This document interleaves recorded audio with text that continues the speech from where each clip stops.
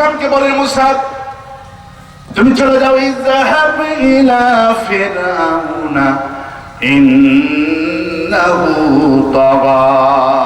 হে মুসা তুমি এবং তোমার ভাই দুইজন মিলে ফিরআউনের কাছে যাও, কারণ ফিরআউন তাগুত হয়ে গেছে। ফিরআউন আনা রাব্বুকুমুল আলা, সে দাবি করছে আমি দেশের প্রভু, আমি দেশের খোদা। তোমরা দুই ভাই ফিরআউনের কাছে যাও। সুবহানাল্লাহ বলবেন না? সুবহানাল্লাহ। জমজমাত পার্লামেন্ট, জমজমাত ফিরআউনের পার্লামেন্ট। এবার ফিরআউনের কাছে গিয়ে মুসা ইসলাম বলছেন লা ইলাহা ইল্লাল্লাহ, লা ইলাহা।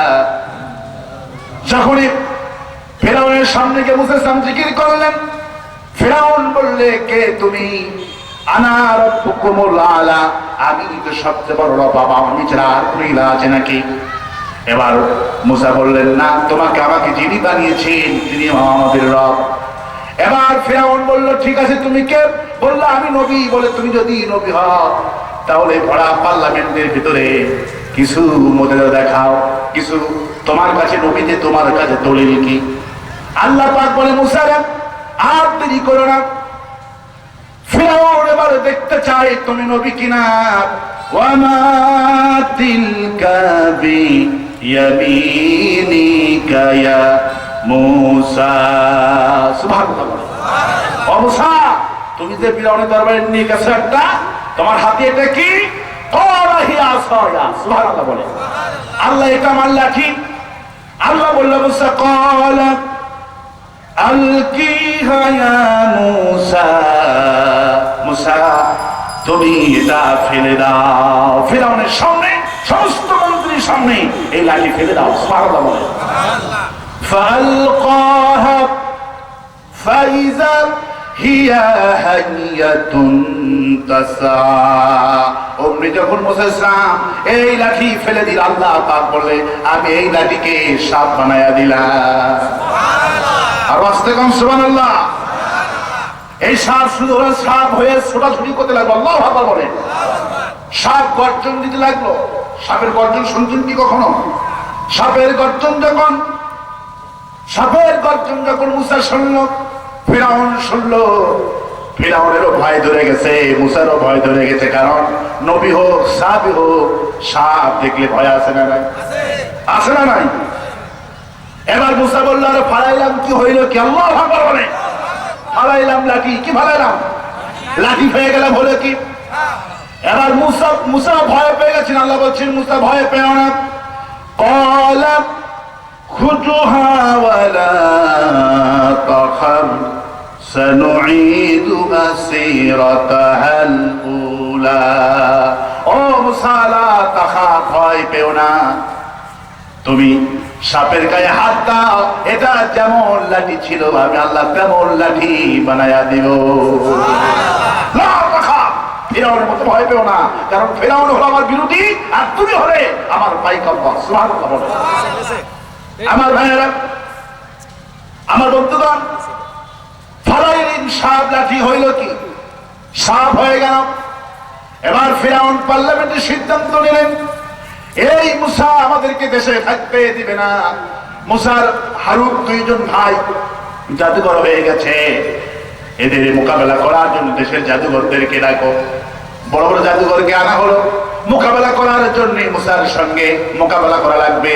যারা জয়ী হতে পারে বা তাদেরকে মন্ত্রিত্ব দান করে দিব, তাদেরকে বড় বড় গাড়ি দিব, বাড়ি দিব, বিশাল বিশাল কিছু দিব। আল্লাহ পাক বলেন। এবার ফিরআউন পার্লামেন্টে বিশাল আকারে বাজেট পাস করলেন। মুসাকে ঠেকাও। কাকে ঠেকাও? মুসাকে ঠেকাও। কারণ মুসা যে কালেমার দাওয়াত দিয়েছে, এই কালেমা যদি সংসদে কায়েম হয়ে যায়, আমার দেশে আমার মতো পরীক্ষা থাকবে না। মুসার অনুসারীরা ক্ষমতায় বসে যাবে। সুবহানাল্লাহ বলে।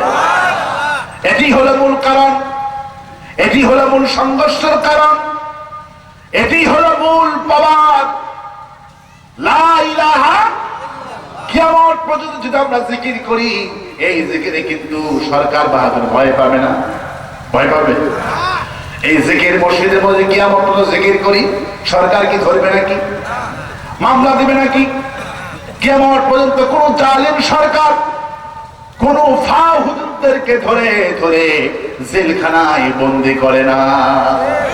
কোনদিন কোন সরকার জেলখানায় কোন ফাও হুজুর, পান খাওয়া হুজুর আছে না? আছে না? আছে। ওয়ালা তালবিসুল হাক্কা বিল বাতিল, জেনে বুঝে বাতিলের সাথে হাত মিলায় এমন হুজুর আছে না? মাথায় 3 হাত পাখরি, কি সুন্দর দাড়ি, আবার মুশরিকদের পক্ষে কথা বলে, ইসলাম বিদ্বেষীদের কথা বলে। এমনকি হাফিজুর রহমান নামে একটা হুজুর আছে, জানেন না? কুয়াকাটা, কি কাটা, এখন পচে গেছে। কি হয়ে গেছে? এখন পচন ধরে গিয়েছে। কারণ ওয়ান্তুম তাতলুনাল কিতাব, আল্লাহ পাক বলেন শোনো, তোমরা কোরআন শরীফের তাফসীর পড়ো, কোরআন তেলাওয়াত করো।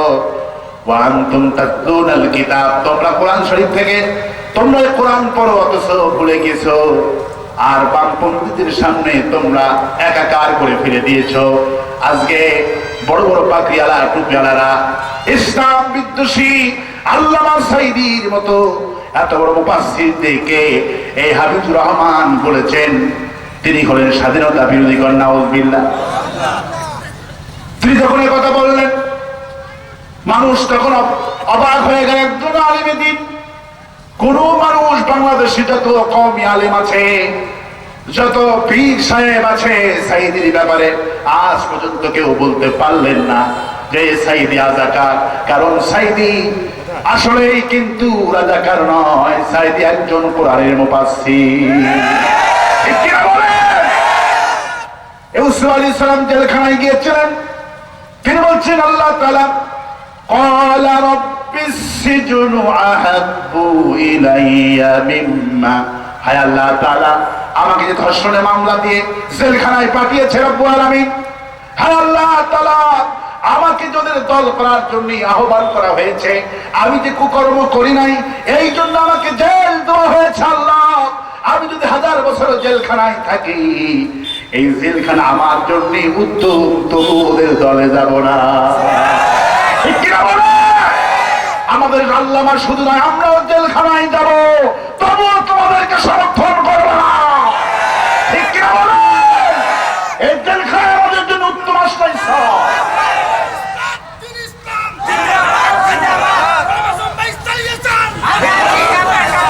আমার ভাইরা, আমার প্রবন্ধগণ, আমার প্রভাইরা,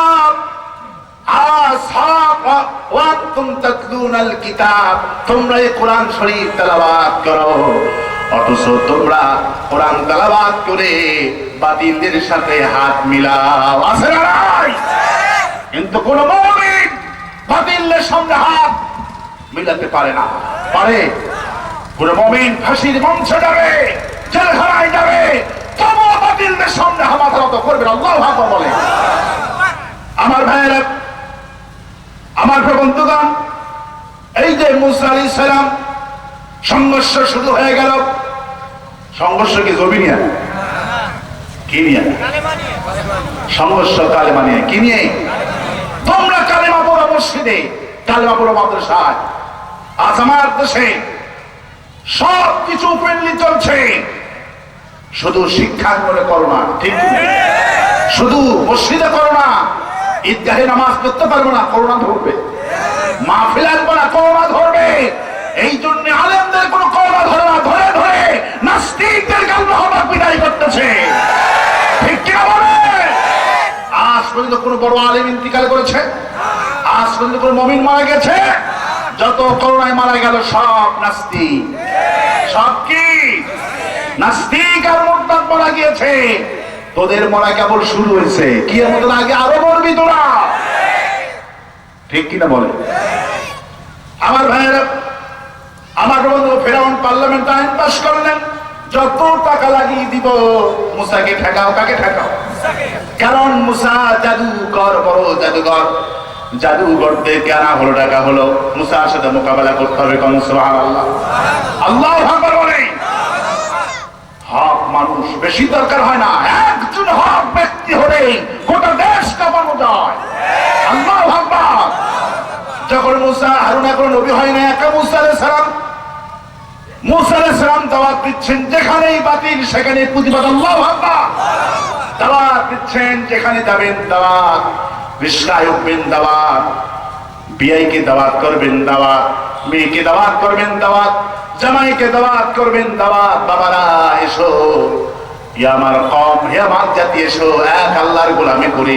তোমরা যেই দল করছো, যেই নেতাকে সমর্থন করছো, ইয়াউমা নাদু কুল্লা উনাসিন বিইমামিহি, তোমরা যেই নেতাকে সমর্থন করছো, কিয়ামতের দিন কিন্তু সেই নেতার পেছনে লাইন ধরে দিবে। তোমার নেতা জাহান্নামে যাবে, তুমি যাবা জাহান্নামে।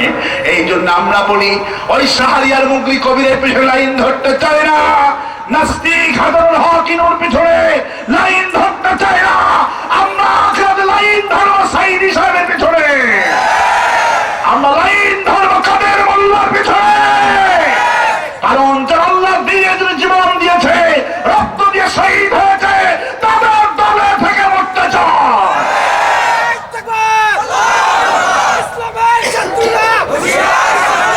বিশ্বের মুসলিম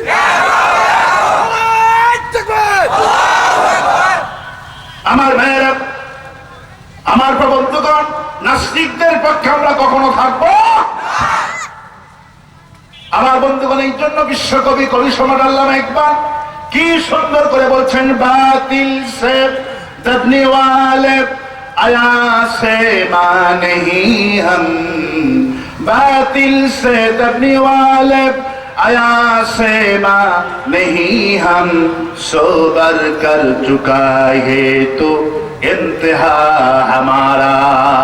এই আকাশ, এই জমিন হাজার বার পরীক্ষা করেছে, মুসলমানদের জীবন যাবে, রাষ্ট্র শক্তি বাতিল শক্তির কাছে মাথা নত করবে না।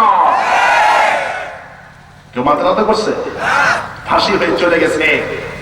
এমনকি যেদিন ফাঁসি দিয়েছে, আজ মীর কাসেম আলী জীবনী পড়লাম, তার ছেলে আজকে একটা কাজ দিয়েছে।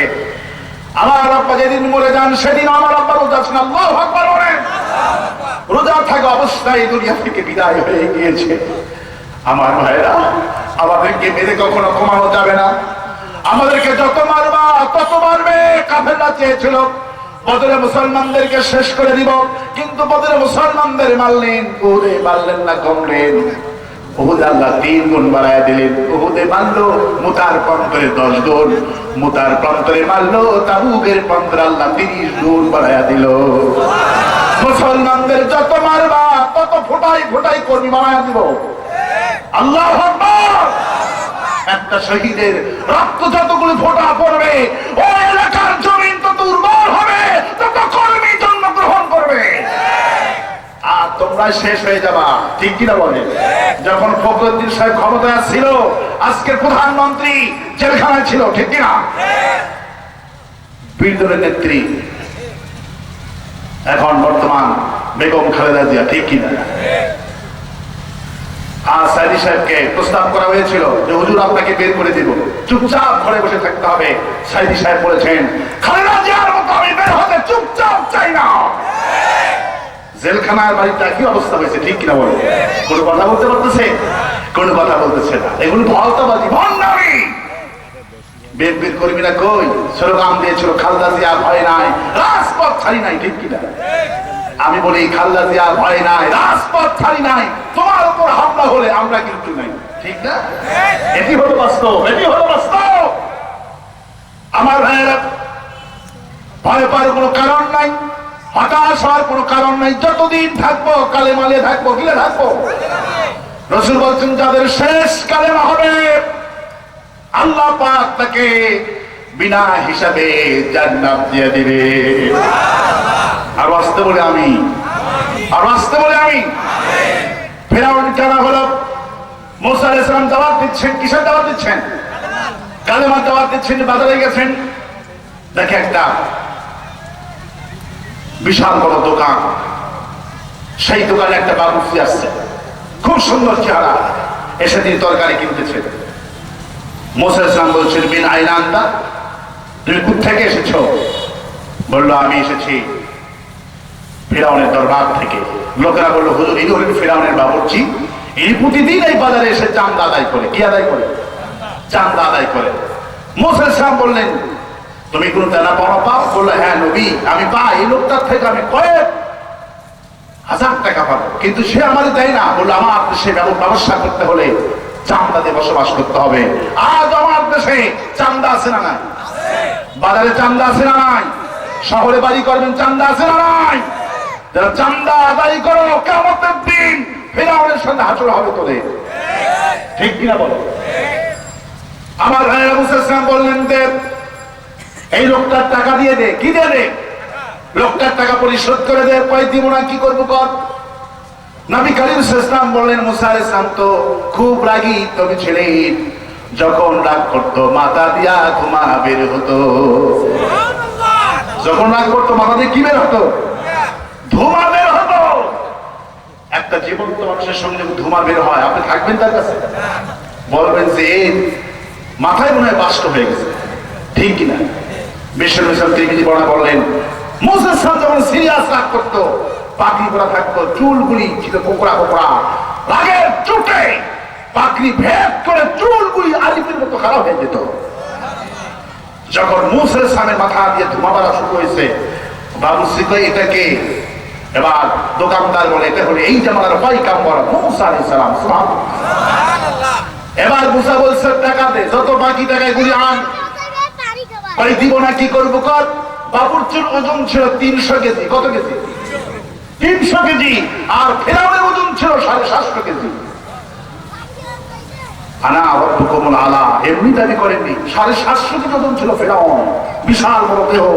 এখনো তার লাশ মুমির আছে। আল্লামা সাইদি সাহেব বললেন যে ফিরআউনের লাশের কাছে আমি গেলাম, এত বড় নাকের ছিদ্র যে আমার পুরো মাথাটাই ঢুকবে শুধু একটা নাকের ছিদ্রের মধ্যে। আল্লাহু আকবার। আল্লাহ পাক বিশাল বডি বানিয়েছেন, বিশাল সৌন্দর্য দান করেছিলেন, কিন্তু সে বলল না আমি দিব না, কি করবো কর। 300 কেজি ওজনের বাবুর্চি, ভাব আছে না নাই? আর শুকনা মুসা 50-60 কেজি ওজন। নবীরা শুকনা হয়, মুমিনরা শুকনা হয়। ওমর ফারুক রাদিয়াল্লাহু আনহু ক্ষমতায় যাওয়ার আগে 100 কেজি ওজন ছিল। যেদিন থেকে ক্ষমতা গ্রহণ করেছে ওমর ফারুক রাষ্ট্রীয় টেনশন, আল্লাহর ভয়ে ভীত হয়ে উলাইকাল মুকাররাবুন আল্লাহর নৈকট্য বান্দা হওয়ার জন্য ওমর রাদিয়াল্লাহু আনহু শুকনা হয়ে 50 কেজি হয়ে গিয়েছিল। হুজুর বলছে মুমিন ক্ষমতায় গেলে তার ভুঁড়ি বাড়বে না, গর্দান মোটা হবে না। আল্লাহর ভয়ে সব সময় শরীরটা শুকনা থাকবে, আর কাফেরদের ভুঁড়ি মোটা হবে, আর মুমিনদের সিনাটা ওসারা হয়ে যাবে। আল্লাহু আকবার বলে।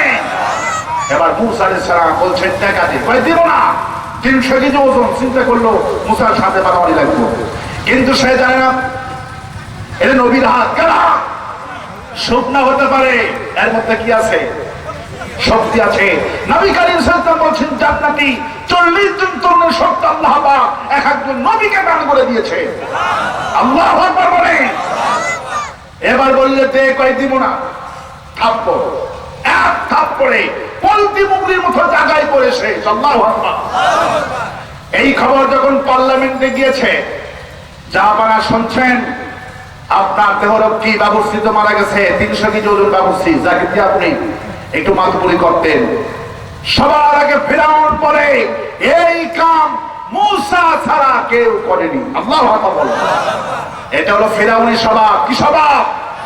আজ দেশে কোথাও যদি কি হামলা করা হয়, গাড়ি পুড়ে, বাড়ি পুড়ে, মূর্তি ভাঙে, তখন বলে এই আলেম উলামা ভেঙেছে, এটা জামাত করেছে, শিবির করেছে, এটা মামুনুল হক করেছে, চরমনায় ইসলামী দলগুলি করেছে। শুধু চোখের মধ্যে গুলিওদের দেখা পড়ে না। ঠিক কিনা বলে? এটা হলো ফিরআউনের স্বভাব। কি স্বভাব? ফিরআউনের কানে যখন আসছে বাবুর্চি মারা গেছে, ফিরআউন কি বলছে? এই কাম কে করছে? এই কাম মুসা করছে। সভাসদ বর্গ বলল জাহাপানা আপনার সঙ্গে তো আমরাও আছি, আপনি বুঝলেন কিভাবে যে এই কাম মুসা করছে? ফিরআউন বলল দলিল আমার কাছে আছে। কি আছে? এই দলিল আমার কাছে আছে। এই কাম যে মুসা থাপ্পড়ে যে লোকটা মারা গেছে, এই দলিলটা আমার কাছে আছে। কি দলিল? বলল মুসা ইসলাম যখন 2.5 দিন বয়স, বাস্কের মধ্যে করে তা আমার স্ত্রী যখন সাগর থেকে নীলনদ থেকে তুলে নিল, আমার স্ত্রী আসিয়া এই মুসা ইসলামকে কোলে তুলে আদর করে কিছু বলে না। আমিও একটু, আমার সন্তান নাই, আমিও আদর করতে চাইলাম, আমিও করে নিতে চাইলাম। আমি যখন মুসার সামনে করে তুলে নিলাম, 2.5 দিনের মুসা আমাকে যখন একটা থাপ্পড় মারলো, 2.5 ঘন্টা কোনো হচ্ছিল না। চিন্তা করলাম 2.5 দিনের মুসা যখন থাপ্পড় মারছে, 2.5 ঘন্টা হচ্ছিল না। এই 300 কেজি বাবুর্চি মরছে, মুসার থাপ্পড় ছাড়া মরার কোনো উপায় নাই। আল্লাহু আকবার বলেন। কারণ নবী বড় হয়েছে, হাত বড় হয়েছে, শক্তি কমছে না বাড়ছে? শক্তি কমছে না বাড়ছে?